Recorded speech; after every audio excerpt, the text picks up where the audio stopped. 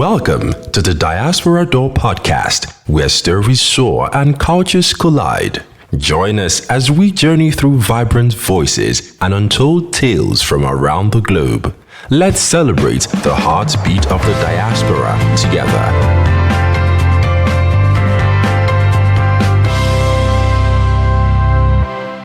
Hey there, everybody. Welcome to the Diaspora Door. I am your host, Inze Obanello, and today I am joined by my co-host, Dare Salami, and we are psyched to be here with you on the Diaspora Door.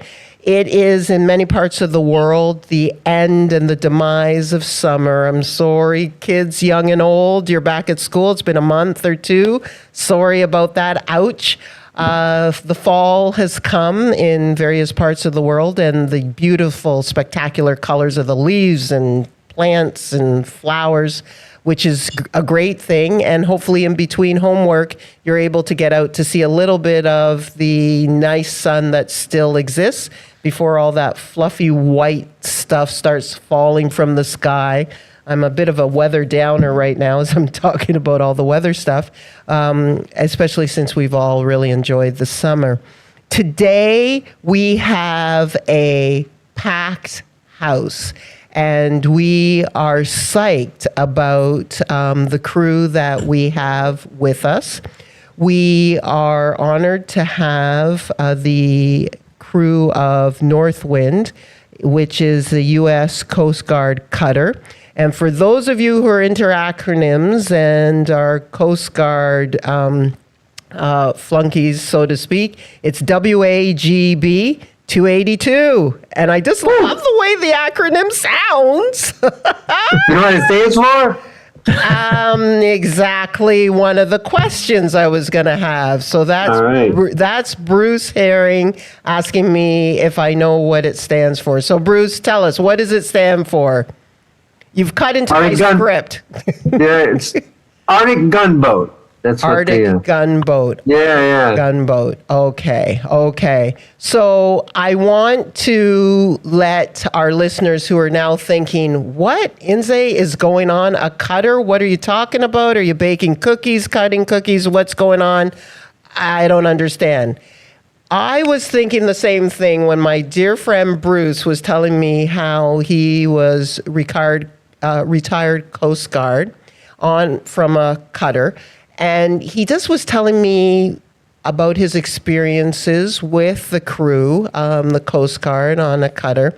And I was just fascinated by what he was talking about, teamwork and brotherhood and just coming together on a vessel, on a ship.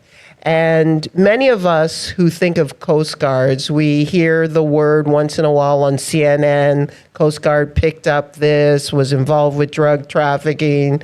We don't actually at times think about the fact that, I guess I'm putting it in layman's terms, they're like the guardians of the sea is what I'm thinking. And they're, really making sure that the borders are safe and secure, and that vessels coming in and out are supposed to be where they are, that they have passengers or people that they're supposed to have. They are doing humanitarian work out on the sea. It's like a diaspora of their own out there that they're dealing with. And some people, unfortunately, who are fleeing countries, looking for a better life, and get involved with some not so great vessels. And I'm sure these guys will let us know about that.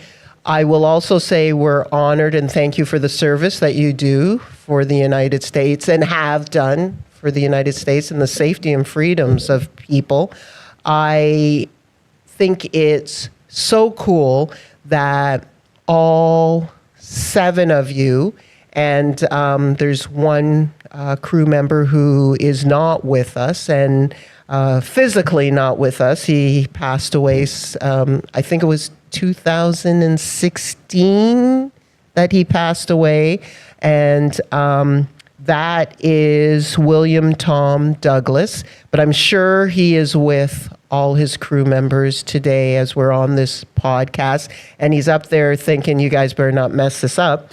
It's a wonderful, fond memory. I will begin by just giving you a little summary of all these great men.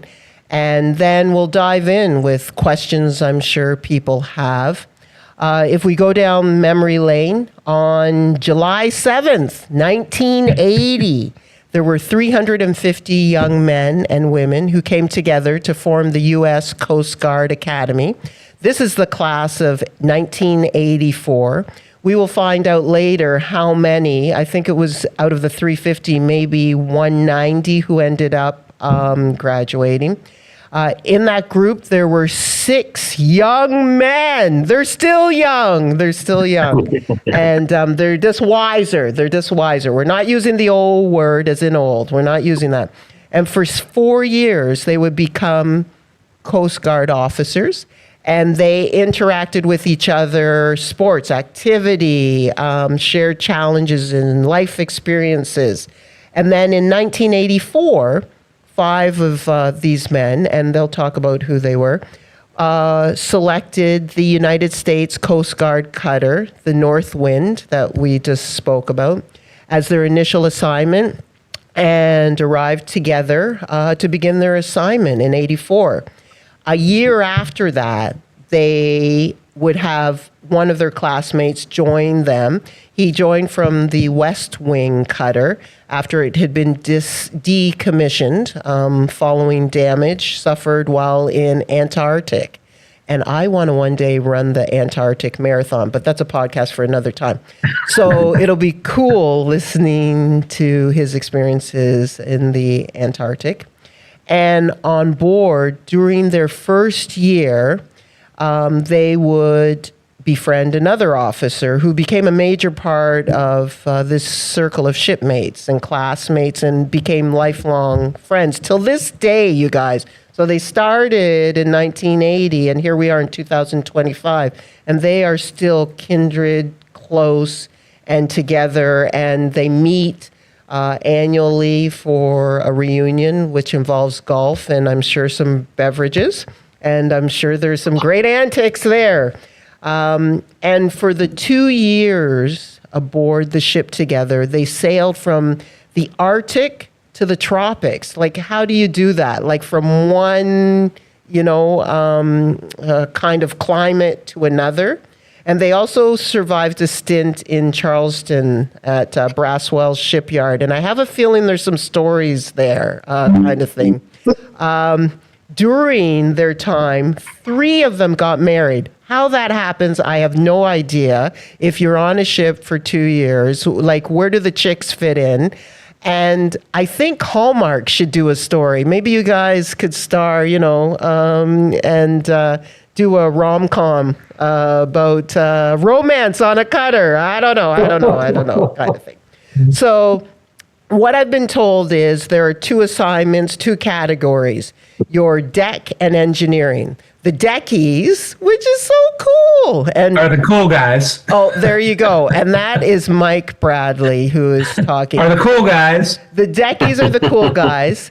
And he was on the list of being one of the deckies along with John Bigman and Mike Bradley, as you just heard, and Bert Deshays and Tom Olin. So those were the deckies. And then you have the engineers or snipes. And I want to understand why they are called snipes.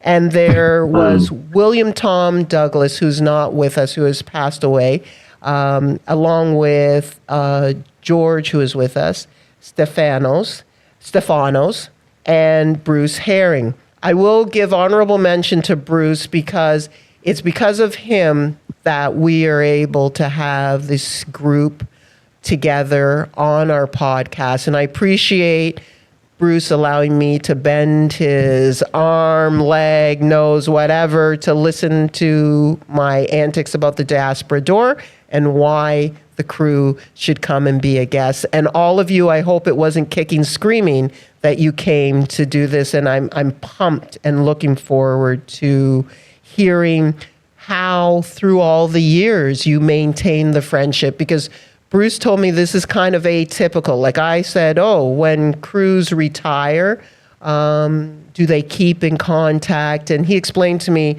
and hopefully you'll share with the listeners, some of the challenges that you experienced as you started on the Cutter. It brought a bond and a connection as you all came together, and the only way through it was together. And what seems to have happened, even as you've retired from the Coast Guard, you're still kindred souls and still very much connected. And please, listeners, know that this word retirement, these are not sleepy retired dudes. Like when you look at their bios, which you can see on diasporadoor.com, they are doing still remarkable work for their communities, with their families, with the government. They're rocking it, these guys, and I would have loved to have seen you guys in action while you were on the Cutter, when you were working on the Cutter. I'm going to begin with, where are the chicks? Why is it only 16% females who are on Coast Guard cutters? And anyone can answer that, and I'll click on you so we can see your beautiful faces. I think John's got this one. Yeah, amen, brother. John got Okay, be careful because the chicks are listening. The chicks. All right, well, be careful. as far as our class that had started with 350, as I recall, there were about 30 women, Wow. close to that, who were part of our class. I think we graduated 13, if I remember correctly. Wow. So back in the 80s, there weren't that many women. They first, actually, the Coast Guard Academy was the first military academy that allowed women to be accepted. Wow. And so fast forward to today, it's about 50-50 in today's class. Wow. Okay. So the acceptance of women and trying to be more representative of what you see in out in the world. So that's a good thing. And then as far as being assigned to a cutter, some of it, at least back in the day, was just the way the ships were built. Okay. The stateroom, the rooms that you would stay in, we call them staterooms. It could be bunk rooms, where there may be 20, 30 people living in a space on multiple bunks. Just the segregation. There were issues with how do you segregate the women and the men, and there just wasn't room for that many women, honestly. Today, they've gotten much better, so there are more females that are sailing. Okay. So can we also talk a bit about those of you who, before I get into your wives, and Diane needs to come on here, one of the wives I heard of, I think that's Mike's wife. yes. How did you guys get together? Like when you were in the class, did you just know the seven of you were going to get together? How did that all happen? Kind of thing. Over drinks? What happened? Bruce, take that one. All right. So like we were saying, as we worked through the academy at the end, when we were there, they had a thing called billet night, and they would take all the ships that needed to have that were available for slots, and they put them up. It's a big map of the U.S. and had like little papers like you used to have in the back of your book when you checked it out from the library. Yeah. So you could take your name, and each one of us got a ranking based on our academic and our military bearing performance, and it gave you a number. Were you smart guys? George was a smart. George and Big. So George had the lowest number. So the lower the number, you take your number and you walk up there and you say, "I think I want to go here," and you stick it in there. And if if you want to go someplace and you got a lower number than somebody else, you could bump them out and put them in the pool. So that went on for a while to try to get it to stable out, and so like we were saying earlier, we all kind of independently chose the Northwind, and for me personally, it was icebreaker. That's cool. There were a couple of other icebreakers, the polar icebreakers. Mm-hmm. I think you had to have a pretty good number to get on a polar icebreaker. And it is an icebreaker then. So it is a ship that's breaking ice? Yep. Absolutely.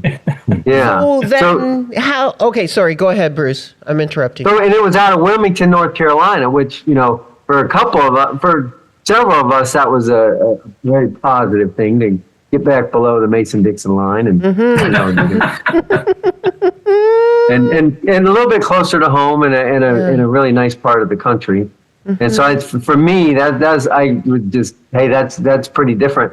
And I don't recall really a lot of, Bert and I were roommates at one point. We must have compared notes along the way, but yeah, just a little bit. But actually, I think when it came time for billet night, I really didn't know where I was going to end up. Oh, really? I didn't have a clue. Yeah. But the Northwind had a EE spot, electrical engineer spot, and you were one of the few electrical engineers in our class, so that's right. You didn't have many options because you had to go to one of those. That's right. I knew I was going to head to one of the icebreakers, but I didn't know which one, and really I didn't. My choice was going to be based on the guy's choice ahead of me. So too funny. You remember Menders? He was he had I think he was ahead of me, and he chose. I think he chose. Was it the West Wind? I think it was the West Wind. I can see that. Yeah, that he chose.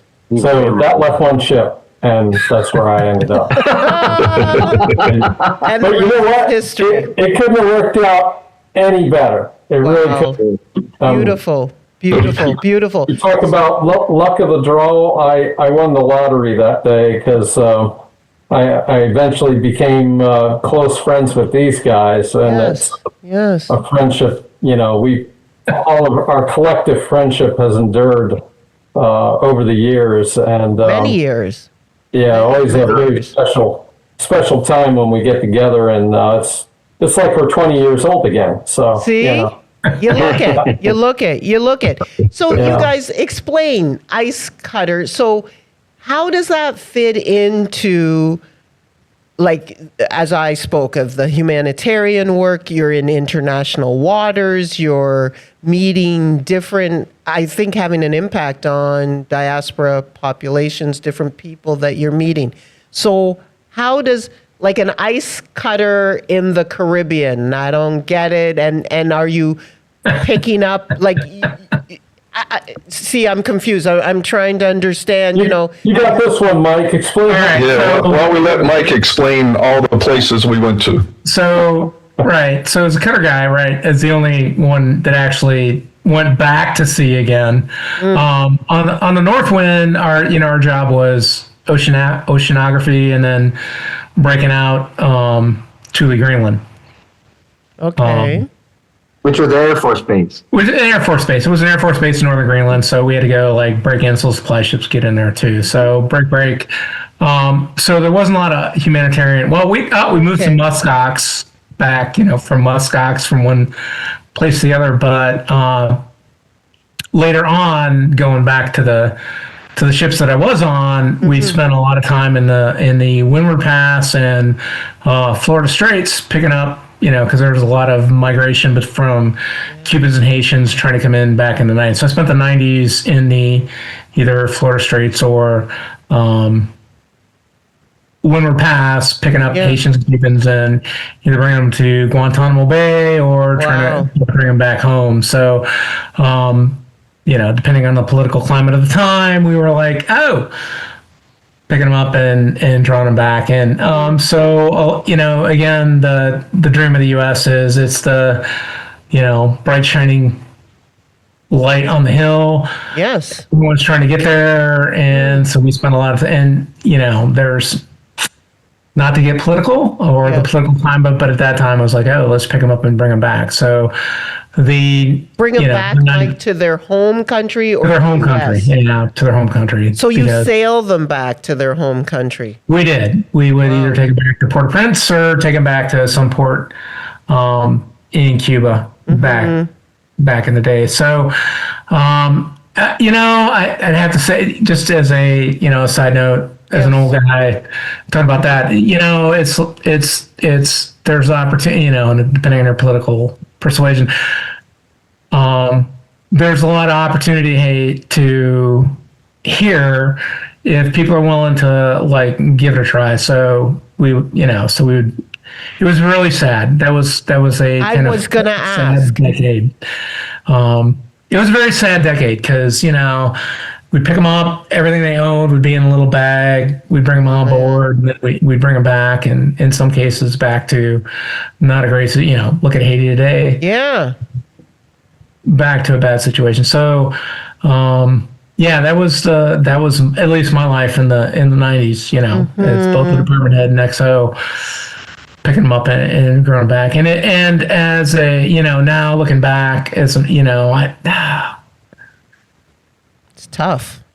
It is. Can I chime in on the Northwind's Caribbean escapade, if you will? Yes, please. Please. So completely different. This is George. Yes, there's a completely different role than what Mike was talking about with the interdiction of migrants. But yes. So it's kind of important to understand that the Coast Guard has like a lot of different responsibilities, some of which you mentioned about humanitarian efforts, safety of navigation at sea, migrant interdiction, and then some is drug interdiction. Wow. And some is national defense.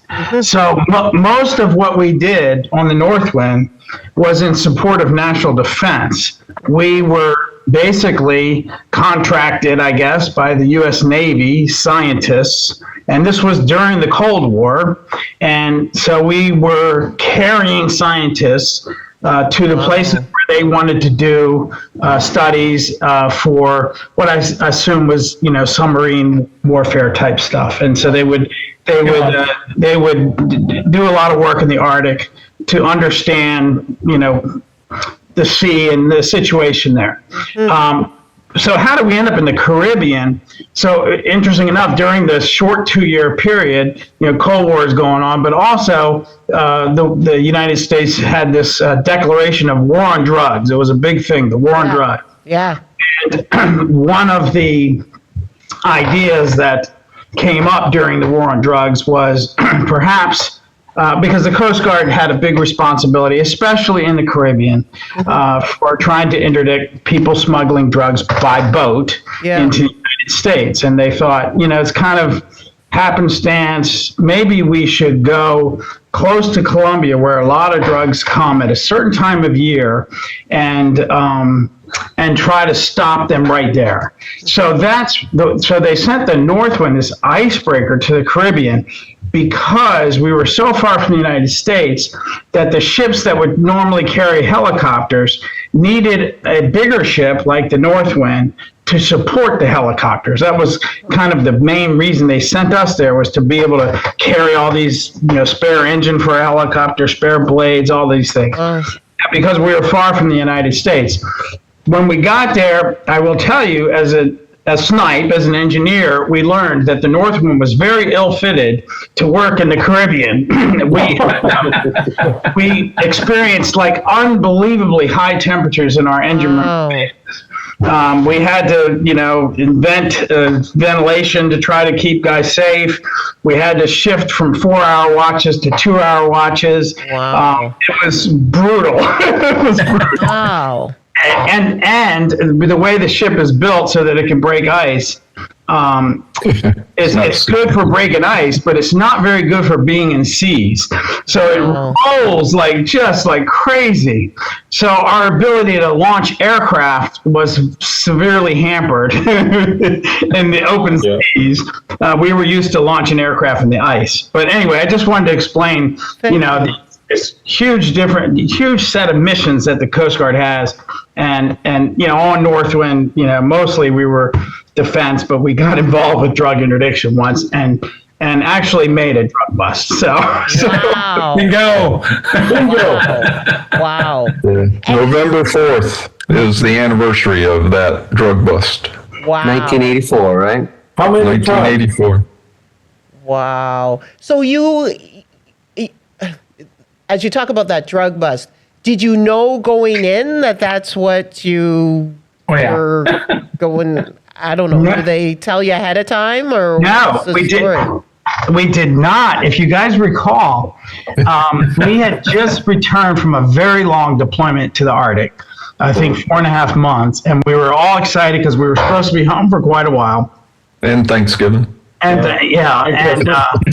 and we were told, I think we had a week or 2 weeks. 2 weeks, 10 days. 2 weeks or 10 days or something to get underway. And we gone through our stores, our fuel, everything. And so we had a very short period of time to get underway without knowing where we were going. They kept that from us. Wow. And they told us just go to Cuba, to a Navy base in Cuba called Guantanamo Bay. Wow. And wait for further orders there. So there was speculation that maybe we were going to be involved with some military problem that was happening in Panama at the time. We didn't know, and it was only when we got to Guantanamo Bay that we were told we were going on this trip down to close to Colombia. So, and there were several Coast Guard vessels there with us. It wasn't just us. It was several. Wow. So now I bring the question of how you maintain connections with your family and your wives and whatnot. Like you said, you thought you were going home for Thanksgiving and Christmas. I don't know.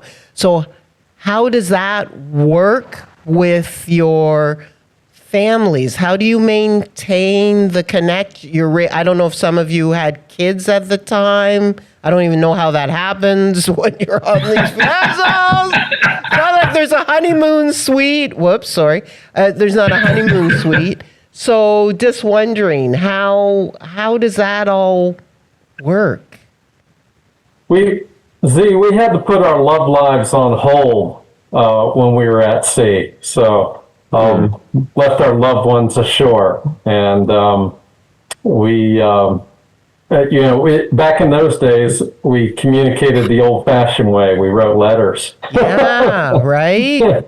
Yeah. And they weren't typewritten on a computer. They were handwritten. Yeah. With love. Yeah, handwritten. And I recall that we also had a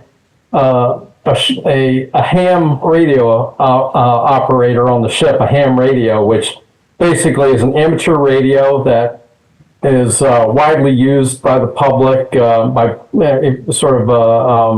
in the radio enthusiasts that like the broadcasts. And so we had one of those, and we could actually communicate back home through other ham radio operators that were on shore. So our fellow on ship would raise a shoreside radio operator and that shoreside radio operator would be able to call one of our loved ones and set up a relay conversation of them on the phone through the radio. And of course, we had to communicate by saying over, and to basically give the other person a chance to speak and that sort of thing. And wow, man, That's incredible. Old school. Totally old school. Email, before any of that, yeah. Wow. Darius, I'm taking all the questions. Do you have questions? Before I have a million of them, but so again, you guys, what kept you together? What kept you sane? In my research, I saw that there are chaplains on cutters. All right. So Tom. I'm gonna take this one. Just Let's let Tom talk. Oh, Tom. Well, he said. I'll give you one example. Tom talk. Hey, so yeah, you talk.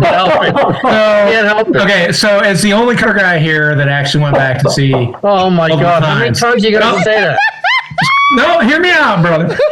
I learned more of what not to do on that particular event. I mean, whatever they did when I was like in charge, I wasn't going to do that too. So I think the thing was, when you go through, it was a bit of a challenge. We had a bit of a challenging leadership structure. That's what Bruce said. Yeah. Yeah, it was a bit of a challenge. So I think when you're going through a hard time as a group, you're like, oh.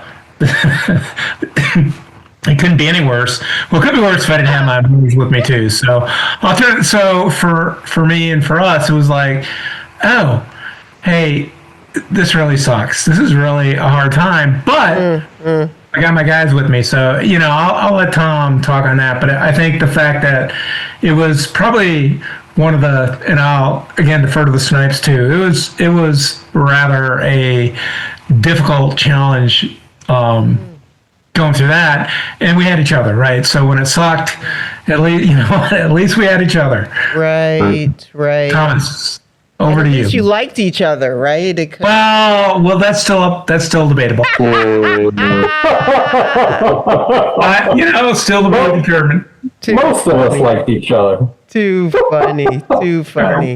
So on one of the deployments up to the Arctic, a couple of things happened to make it very tough. First of all, the XO, who's the second in command of the ship, Yes. was a jerk. He was truly just a mean, And that's nasty saying it man. nicely. You're being kind, yeah. I'm being kind. And in fact, that is really one of the primary reasons that to this day we are together. Because we just got together and created this camaraderie between us as junior officers on the ship. And that was the congealing force behind this, and why I believe part of it, why we stayed together for so long. So that was number one, that he was a jerk. Captain was a nice guy. The ops officer was good. Engineering officer was all right. Anyway, so the other thing that happened was when we went on my deployment, when I was with these guys, we go up into the ice. We go the highest that any ship, American ship, has ever been up into the Arctic. Wow. When we get up there, we have 2 helicopters on board. And while we're up there, the first thing that happened is one of the helicopters went down. It was hovering, went down. Wow. It became an issue, but we finally got it back on the ship. But the other thing is the engine. I'll let the engineers finish this part. But we had 4 diesel engines. Is that correct? And 3 out of the 4 engines went down. One of the shafts going back to the propeller froze. So we were stuck on the ice, and in fact, planning had started for us to winter over, and they would send in flights of resupplies, and there would be a group. So we were thinking we would stay. What do you mean? What's that? I'm sorry. Winter over. We were gonna sit on the ice for the winter on the ship. Oh my gosh. So it was kind of stressful. So luckily we had this guy. He was a ship's hero, we like to call him. Actually, it's Bert. What Bert ended up doing was putting together, I helped him with it, but Bert put together a film going through the crew and talking to them, trying to lighten the mood when the helicopter's broken down, the ship is from World War II, and things weren't working so well. So, but that's what you did. We kind of stuck together and we all worked together, and that lightened the load. That was pretty funny. Wow. So how many months or weeks were you on that ice? Stuck on the ice? Well, I don't know. Who about 18 hours. It seemed like 18 Is that what it was? Well, we didn't have to winter over. We ended up not wintering over yet. I think Mike got us stuck. I did get us stuck. I'll take credit for that. I got us stuck. And then I think by the time he came back on watch, like 18 hours later, I think he got us unstuck. Wow. And we were thinking just what Tom was describing, that we might have to winter over if we did not get out of the situation. Wow. And things were looking pretty bleak for 18 hours because there was plenty of heavy, thick ice around us, and really no cracks or leads in the ice at this point for us to get out. And of course, our engine plant was degraded, and we only had one of two props working, propellers working, and so we were going nowhere really fast. Oh my goodness. So our engine was broke because of the engineers, and then I thought I would throw it out there, and then I got it stuck, and then that's an actual fact. I got it stuck, but anyway, so back to the point. Why you guys still hanging out together is because when you go through the hard times, it's the people you're with, not the circumstance you have. So okay. And I'm gonna add something else too, and I think Tom talked about this on the ship. It kind of showed its head on the ship where things would get slow, and then Bert would get industrious there and start coming up with shenanigans. That's hilarious. Who is Bert? Like, he's not part of. Oh, you're Bert. You're Bert. That Bert. Yeah. that Bert, Okay. the Bert. He's here. Okay. I mean, you're working. Basically, you're going to watch. You go to your watch. You eat. Then you work, and then you go to your watch. Then you sleep. Then you go to your watch, and you eat.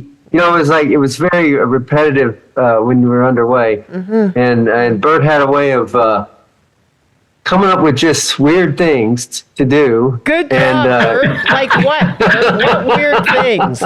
Well, Dancing girls? I don't know. I think one of the things that stands out in my mind. Let's see. That was 1980. We got on the ship in 84. Right. So the 84 election had just finished wrapping up, I think, or Who was the president? Reagan. Reagan. Okay. Reagan. Okay. Reagan's second term, I think. Okay. And so let's see, that election was coming up, I believe, and that might have been the impetus to hold an election on our ship. And so we decided to create a fictional hero on the ship, and the title would be Ship's Hero. And you didn't have to do anything to earn this title. All you had to do was get elected to it. And so funny. We created an election, and the entire ship participated in it. Yeah. And they ran other. He's putting a spin on it that I don't quite remember, but I think what I call Bert had proclaimed himself the ship's hero. He was. He was. What are you talking about? He was. The funny part is I didn't win the election. Right, and then it got spun into an election, and there was campaigns, and people were handing out stuff, and there were videos, and then Bert didn't let. But it wasn't like the vote count was like more than we had people on the ship, I think. If I recall, the gentleman from North Carolina ran against me and gave me a heated contest. That is hilarious. And then it wasn't the petty officer ended up winning, if I recall right, or the seaman, one of the seamen, the petty officers. I think it was, what was that, SNMK Hernandez at the time? I think he won. So Must have been a fireman. Yes, fireman. Fireman, that's it. Yeah. That's right. that is You're so, close. And I guess I said that just to transition to connect that when at some point we had our first reunion, and I'm not sure who struck that one off, but it seems Bert has been he's been the organizer. okay. That you got to have. You can talk about stuff, but you got to have somebody that takes it and runs with it. And Bert has been the. Can I share something? No. Interrupt. I'd like to share this. Yes, please. pic. Can you guys see that? Oh yeah. Hey, Bert's got the picture. Yes, we have that on our website. We have that on our website. Your group picture. I think it's West Virginia, maybe. Yeah, that's right. That was in Glade Springs, West Virginia, in 2006, I believe. Right, George? Yes, that's correct. 2006 in November, if I recall, because it was cold. Yeah. And we were all on active duty, and of course Tom Douglas is there, right? Yep, He's in the back. in the back, right there. Okay. Yep. Yep. So there's Bruce, Bingo, Tom, Mike. You wouldn't recognize Mike because look at him, he's so dashing. And Tom's looking outstanding. He was working for another agency at the time, and Other government agency, we like to say. and then George and this fella here. I just noticed something funny about this picture. I'm looking at it thinking, I must be on a much lower step than John is. But I'm looking and it's the same step. I'm like, what the heck? Too funny. All right. So that was the initial one, and then a few years went by, and then they would say, hey, it's time to start these things back up. And What sparked the initial even? Like what sparked you connecting and saying, hey, I we should do have to chime in here because correct me if I'm wrong, guys, but We will. I recall having a conversation with Bingo, and this was probably in August of 2006, and he said, we got to get the guys back together again. And I said, I agree. I think that would be a great idea. And he goes, yeah, you think about that, Bert. See what you can do. You get on that, Bert.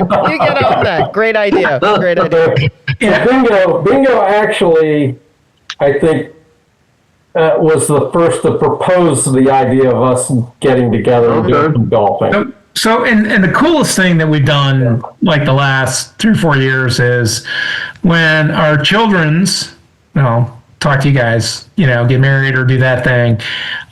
Those have been like the highlights, coming back together. We play golf once a year, which is cool. But I know,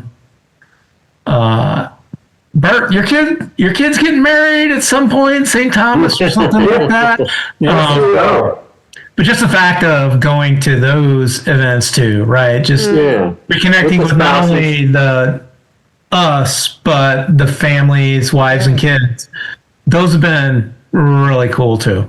So your kids know each other and connect with each other, that kind of thing? spouses do. All our wives know each other. Our wives know each other. Kids not so much. Okay. Our kids are having kids, or Yeah, our kids, Who's the grandpa here? God, I hope not. Grandpa, thank you. All you guys with young kids, old guys with young kids. Yeah. Too funny. So do the wives go on the golf trips with you guys? No way. We want to have fun. do that. Yeah. We like to tell the same old stories over and over again, and they've heard them all. Funny. Too funny. But the wives hook up at the weddings and stuff like that. So we've gotten together for the weddings, the kids' weddings and stuff like that. So, and so for like George, Bingo. So for a lot of us, our wives were the same girls we had back in the day. So they're part of the same Northwind crew.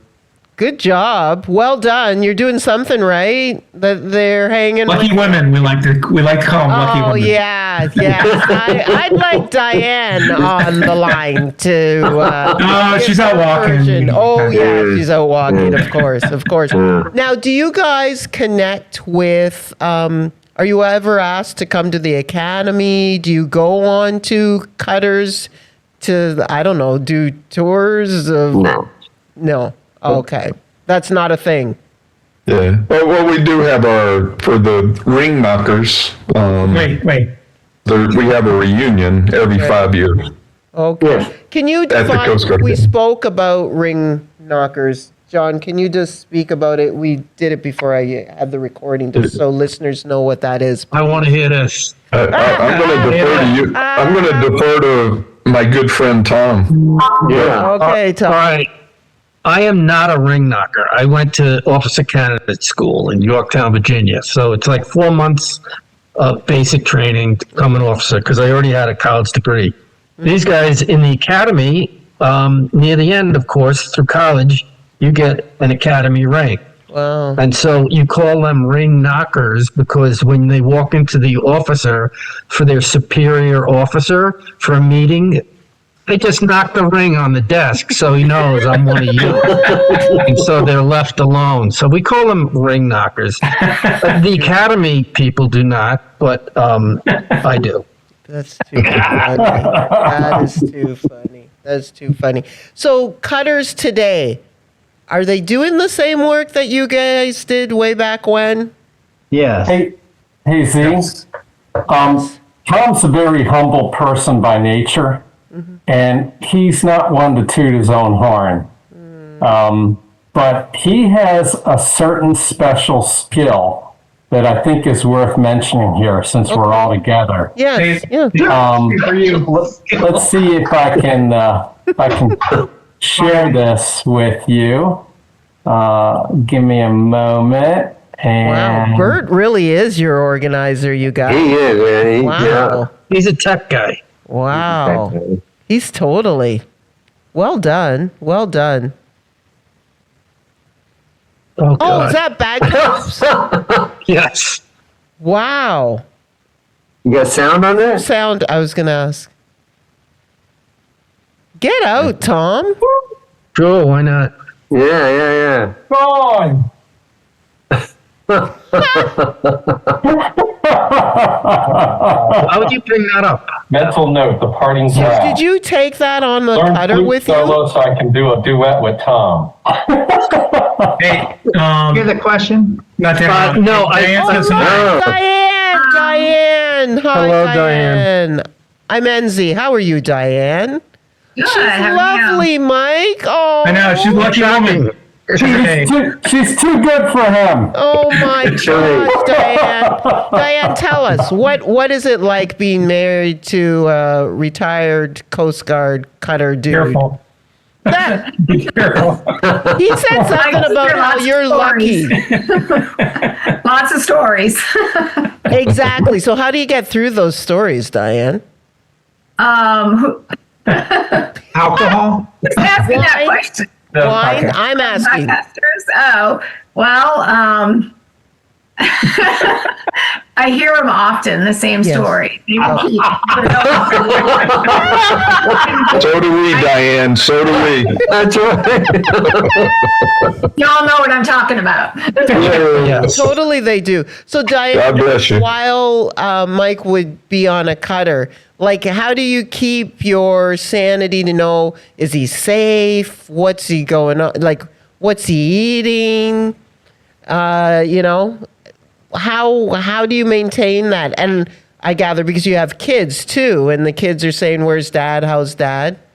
Yeah. Well, I think it's the community that's around you. You know, you're not in it alone. So you have other spouses and other families that are kind of going through the same thing. So that kind of, helps through that process. And yeah, I don't know. I guess hear that the wives connect. Yeah, they do. Families connect and wives connect and the kids connect. And so it's like your extended family. Exactly. And I think what I'm hearing, these guys are atypical. Like, not all crews have this kind of bond or lifelong friendship that these guys, all jokes put aside, that these guys have. Yeah, it's very true. Yeah, they're pretty tight. Shared experience, shared trauma. Shared trauma. That's Yeah. Good word. Yeah, that's what they were saying. It's the situation, even through their training and whatnot, the challenges and leadership, they came together to really bond to get through those challenges or those difficulties that they experience, kind of thing. Yeah. Are any of your kids in the military?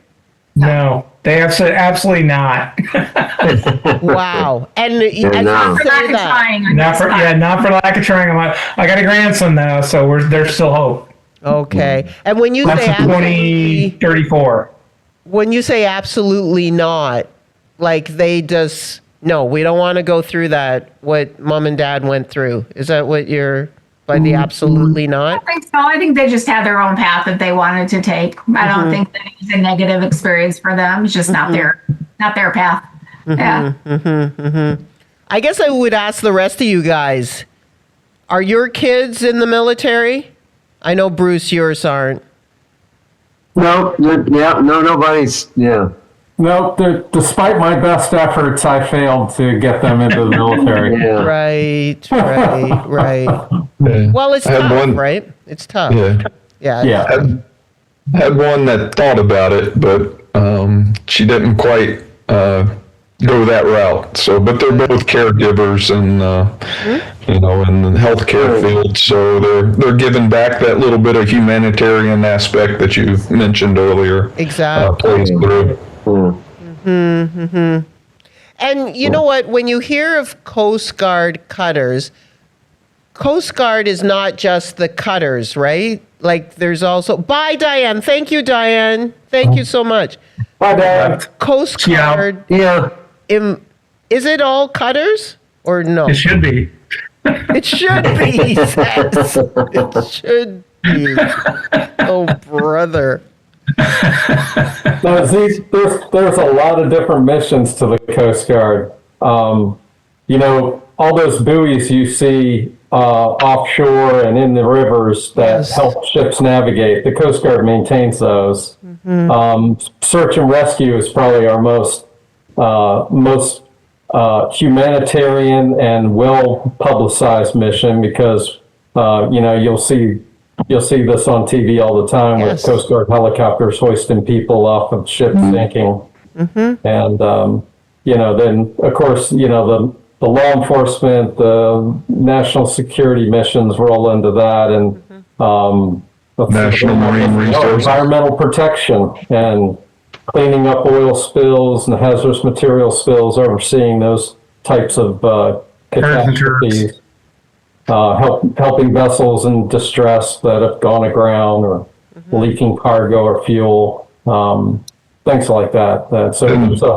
There's probably a few more I've missed. What are they? National Marine Resources. Yes, Fisheries. protection. Well, and even, and it's part of those organizations too, that, and tip of the hat to the snipes, the engineers in the world, like George and Bruce are both like building shit too. They were like engineers that actually built stuff and did that sort. So there's a whole organization there too. So it's not only just the ship guys, but it's, aviators, birds and turd guys, and the engineers, marine safety, doing that too. So there's a whole gamut of organization stuff too. And then there's Coast Guard headquarters. Yes, new Coast Guard headquarters, George. Yeah. And we have an intelligence community. We have a cyber security community. Wow, There's the whole, there's a lot the Coast Guard does that most people don't know about. And we aren't good about tooting our own horn, but I can tell you that I did a 30-year career and it was very rewarding because, and all these guys know, is we did a lot of things that people never knew about, but we did it so that they could sleep well at night and not have to worry about what was going on. Because there were folks like these guys on this call were standing duty, doing their mission, and protecting the homeland. So Right, big time protecting the homeland, big time. So do Coast Guards go into war? Art Shilba, which the Navy forms in time of war. I work for DoD, so I have that conversation all the time with the Navy dudes, right? We are the hard shell about which you form in time of war, so move on. Next. The answer would be yes. Wow. Yes. Wow. yeah, you have the Coast Guard stationed around the world. There's active duty folks all over the world right now with the Coast Guard. Right. And we have specialties with, securing ports and, whether it's World War II with small boat operation and landings, and Vietnam with patrolling the rivers and with the small boats that we had, and more recently even with port safety and things like that. Any engagement that we've had in the recent past is, if there's a port involved, we're usually involved in that part of it. So the Coast Guard's unique because we have both a military requirement and we also have law enforcement capabilities. So the Navy loves us because the Coast Guard is able to get into various ports and interact with other ports around the world, and that information that is learned can be shared with others. But we have the respect around the world, and we often train other navies and other Coast Guards around the world. So like in other countries, is that what you mean? Exactly. Yes. Wow. How does that work? Give me an example, John. What, like a country calls the U.S. Coast Guard to train? Like, how does that work? It's not like Russia's going to do that. How do you determine which countries are being trained? I'm going to guess the Philippines. Right. Yeah. So it's allied countries, and we have an international training team that will actually go to the country, and then some of their officers will come to the U.S. and be trained by the Coast Guard, where they can then take those skills back with them to benefit their country. And we had several international students in our academy class that went the 4 years with us, graduated, and then they went to their home countries. One ended up being the Commandant of Barbados. Wow. Of the Barbadian Coast Guard. So just, from my perspective as ship guy too, we did like a 6-day. We went to Jamaica, Bahamas, Bermuda, Antigua, Barbuda, and so we would spend like 3 days there, and do the training kind of thing with them. They, their engineers come on. Hey, let's talk about outboard maintenance. Let's talk about how you do boarding. Let's talk about how you do. So that's like an ongoing thing too. That we did. Again, a little bit dated, but back in the day, we did that too. Went to, I think, 10 island countries in 60 days to go, all right, here's what we do, right? The good guys, white ship, not a gray ship, but white ship. Here's what we do. Here's how you can do the law enforcement thing rather than the national defense thing. And when you're in those countries, the Caribbean, for instance, you're living off the ship or you're in Barrett? Nope, we're living on the ship. Ship pulls in, hook up, get water, electricity. Well, if engineers are good, we get water, electricity, and stuff like that. Spend a couple days, pulling into there. It's the same steel drum band in every island in the Caribbean, but it's the same song every time you roll in. Yeah. There's that too. Wow, very cool, very cool. Bruce, please, I had told you about how I was in San Francisco and I was on a whale boat, and they were telling me that the Coast Guards used to use whale boats. Is that pulling boats. Yeah, I mean, I was talking about the life-saving service. Surf boats. Yeah, right. Yeah. And the West Coast, they're known for.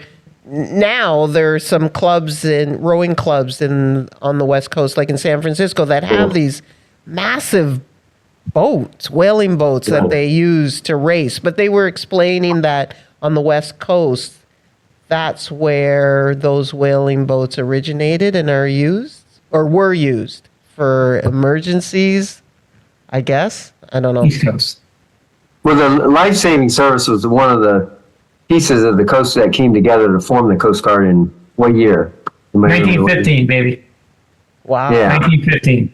Yeah, there was several different pieces, and that was one part of it. And there's Norfolk's got a an old life-saving station there, I think, and they would have a surf boat there, and if there was a ship in distress, they would row out to it and try to save people. And So there was a whole series of those up along down the coast, especially in areas where there were hazards. Right. Wow. And it got modernized, and the stations got farther apart as the ships got more powerful, and navigation got better. And Wow. Well, you guys, this has been great. It's been a pleasure. What would you each one of you leave our listeners with about your experiences as Coast Guard on a cutter in particular? What would you leave people with, and what impact has it had on your lives past the academy and past being on the cutter? As some of you are in retirement mode. Go ahead, George. I'll speak up. So I was actually talking with my wife yesterday about what it takes to be a military person on a ship. Yeah. And I said, I think the most important thing isn't how smart you are or how skilled you are or how strong you are. It is, when you're on the ship, and Mike can speak to it more than I can. We had 2 years experience, but our experience was you're leaving home, you see the guys on the ship here, there's 200 some of us. That's it. That's your world for the next, who knows how long, 30 days or whatever. And luckily, I can't remember anybody except our XL who didn't recognize that the most important thing was being able to get along with each other and work together and get the stuff done. I mean, it was really this idea of camaraderie and teamwork. Yeah. And so I think the academy helped us teach that. And the Northwind showed me how important it was. And you say, how did that carry forward in the rest of your career or life? Well, it's kind of obvious. I saw that, how important that is. And I really think, probably not just on ships, but any military unit, that is, being able to get along with each other and do stuff together. Yes. That's the biggest thing. So to pile on to George, it's the people, right? It's people in relationships through whatever, because it's hard being on, underway. Yeah. And there's a lot of crazy things goes on, but it's the people that you're with, right? It's the dude next to you, to the right of you. That's, it's a dark and stormy night, and that's, in everything that you do going forward, hey, it's a dark and stormy night. Who do I want next to me when the crap's hitting the fan too? So it's about the people, the relationships, and the trust that you build in a rather harsh environment. So I think it's about relationships and the people. Right, from a relationship standpoint, I mean, one of the things that I took away, outside of this group was that when you show up, you don't know anything about the ship. And so George and I, we're thrown into with probably some 18-year-old's going to teach us, the very first pieces of what we need to know. Okay, here's where the ship is, and so you're doing watches with those guys, and you work your way up. But I think it teaches you that you can learn something from everyone, and you need to do that in order to you don't come in charge. Yeah. You don't have people looking to take you out at the knees. Right. And so that was one. And then I think while I'm talking here, I think just as we've reconnected, we stayed connected and reconnected. You realize what a valuable group this is. And that that it's something that it's not common. And I think we've all shared, and we talked about. You feel like you're a better person because you have these guys as your friend. Nice. Yeah. Very nice. True.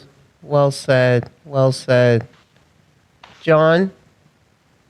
Well, I mean, I think it's been well said already.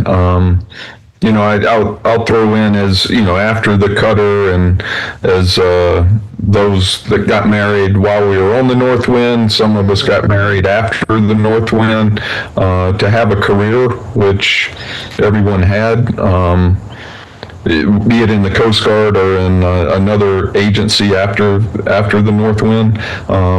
It was not only the folks that you've served with that you carried with for the rest of your career, but it was the bonds that were made, say, at the academy, and then it was just the support system at home, the family and kids that were willing to move every 2 to 3 years or so and follow you around wherever you got stationed. That's what truly huge. Yes. It's very supportive. Yeah. It's a combination. Bert, the organizer.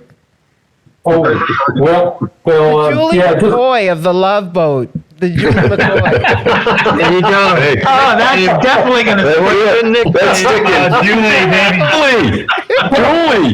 Julie, you guys are always messing with me.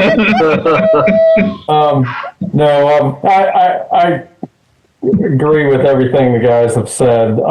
There's something, a little plug for the Coast Guard, and is that I think collectively, we're all very fortunate to be part of something bigger than ourselves. And the challenges that the Coast Guard gave us taught us a lot of things. It taught us respect for others. We were exposed to a lot of different cultures. I think over the course of our respective careers, I think if we collectively added up the countries that we visited, unfortunately, Nigeria wasn't one of them. It would have been lovely to go visit, but I think we've been to over 40 countries easily. Did you touch Africa at all? No, personally, I did not. But how about you guys? Have you guys ever had an occasion to get travel over to Africa on duty? Djibouti, baby. Djibouti? Really? Uh-huh. Yes. Okay. 3 or 4 times. I was in Kenya, but on my own time. And Tanzania for me, but that was my own time. Okay. Okay. Very nice. Okay. Yeah. But yeah, it taught us that. It taught us to pull together, and I think collectively, as you can probably surmise from some of the earlier comments, is that there were some times when things were pretty tough, and on us as young men just starting out their careers, having to learn a lot of new things, new skills, and then having a lot of pressure put on us to perform.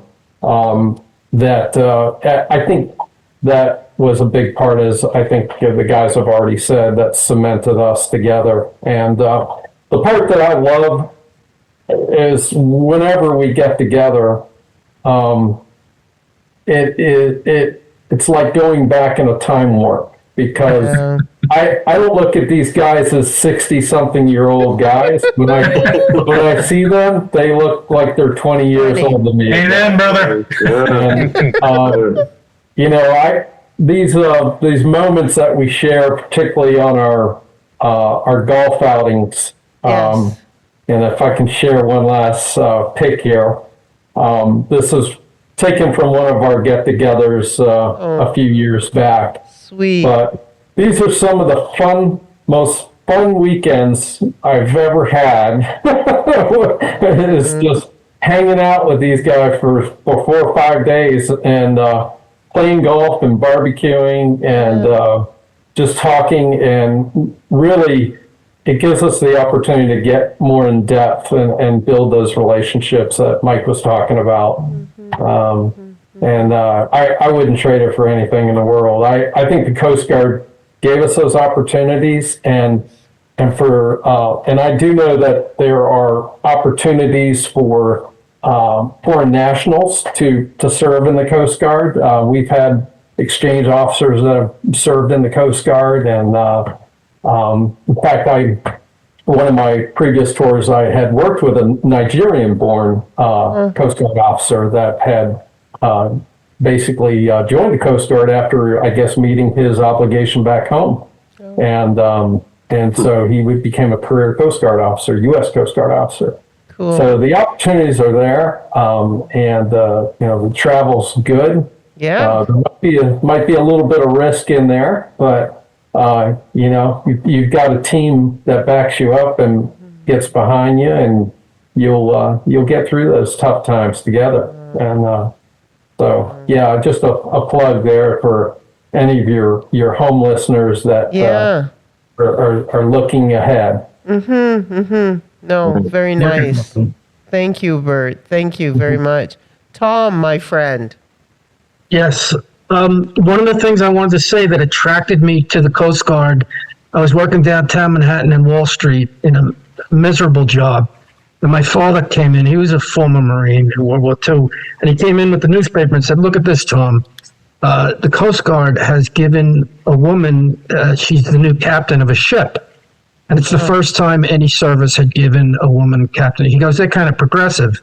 When I say progressive, I don't mean it in a political sense. I mean, they have to work with less because they were part of the Department of Transportation before they went under the umbrella of Homeland Security. So they always did more with less. And so they had to come up with new ideas and pick the best people to be where they were. Like they said before, I think the first class with women was with these guys, were they? Or close to it. But the first academy, that's what it was, to have women, was the Coast Guard. So they're progressive thinking, as in, we got to do more with less, because they keep dumping jobs on us. So how do we get to it? How do we get to the end game?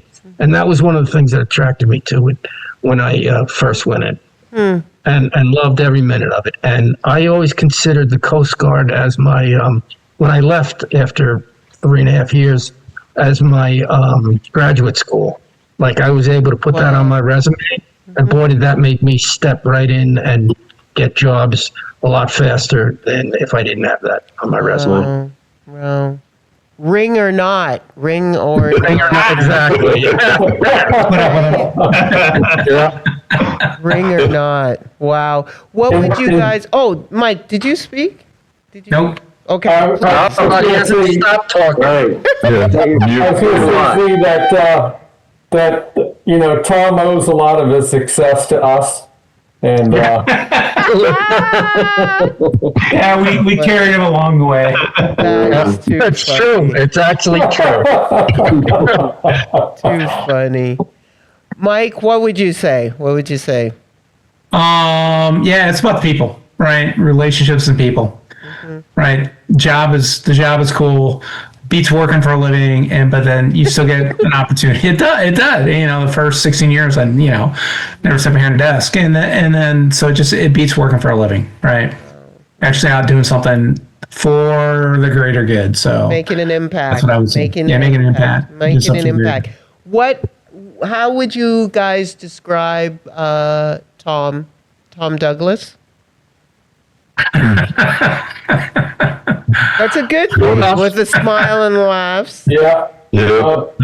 Watertight door, WTD. What is it? Say it again, Mike. So his initials were WTD. William Thomas Douglas. So on a ship, a watertight door, the initials for a watertight door is WTD, and he was built like a watertight door. He was built like a watertight door. Built like one, yeah. Just like he's a solid guy. He was a solid guy, yeah. He was an aviator too, so we won't hold that against him. But he was very genuine for Southwest. Very genuine person, coming from modest. If he had modest beginnings, and smile and a laugh came very easy to Tom's face. Right. He was my roommate too. Okay. So because he was a he was an engineer, snipe. Yeah, it was a snipe. It wasn't his fault. He chose poorly. Why are engineers called snipes? Because snipe, I'm thinking of sniper. Like, why is it snipe? oh yeah, They're down. They're below the water line. It's hot. they're surrounded by death. It's just, why would you want to do that, right? Lots of oil and It's hot, smells bad. It was nice when we were in the ice. It was nice and warm down there. We could actually get down there.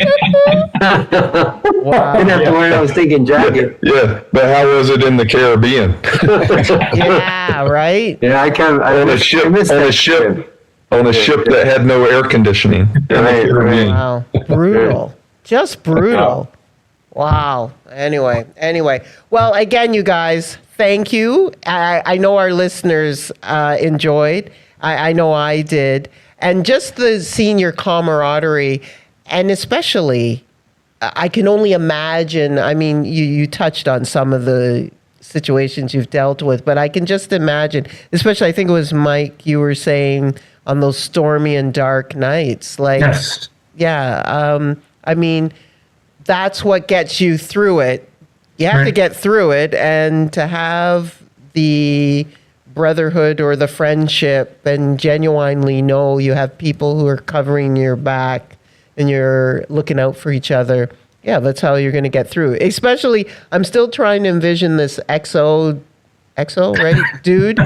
Because Oh my gosh. to be following, right? That's your commander. And in military, it's a serious, like, you follow through with what your commander is saying, jerk or not. So as young men, for you to figure out and maneuver how you're going to survive through that is, I can't even imagine.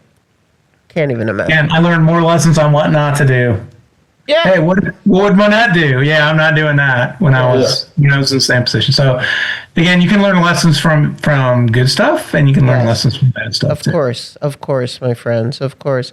Well, again, thank you ever so much. Please, best of luck to all of you. Continue to keep meeting, man. Continue the annual. We've got another one coming up in November, you guys. There you go. Not on the range. Where are you going in November, Bert? Where is? We're going to be golfing in Williamsburg, Virginia. Okay. And so it's a great time. We're going to do it over Veterans Day and over the Veterans Day holiday. Yeah, and nice. That's usually kind of the time where we like to take a weekend and treat ourselves. Of course, as you should. A little camaraderie. And, as you should. No, that's beautiful. It's beautiful. But thank you, Z, for hosting this. Yes. And Bruce, thank you for Bruce. putting it with the idea. And it's been and Izzy, thank you for our new name for Bert Deshays. Yes, Julie. McCoy. Julie. Julie, yes. The cruise director. I love it. The plane. Gotcha. I love it. Well, you guys have a great night. And again, thank you so much for your time and patience. The Diaspora Door Podcast is brought to you by Nze Obinalo, Abiaksem Victor, Chinanya Alozie, and Anthony Daniel, and produced by Soundproof Audios. Distributed on Spotify and our website at www.diasporadoor.com. Executively produced by Nze Obinalo. Music mixing and mastering by Anthony Daniel. Signing out. See you next time.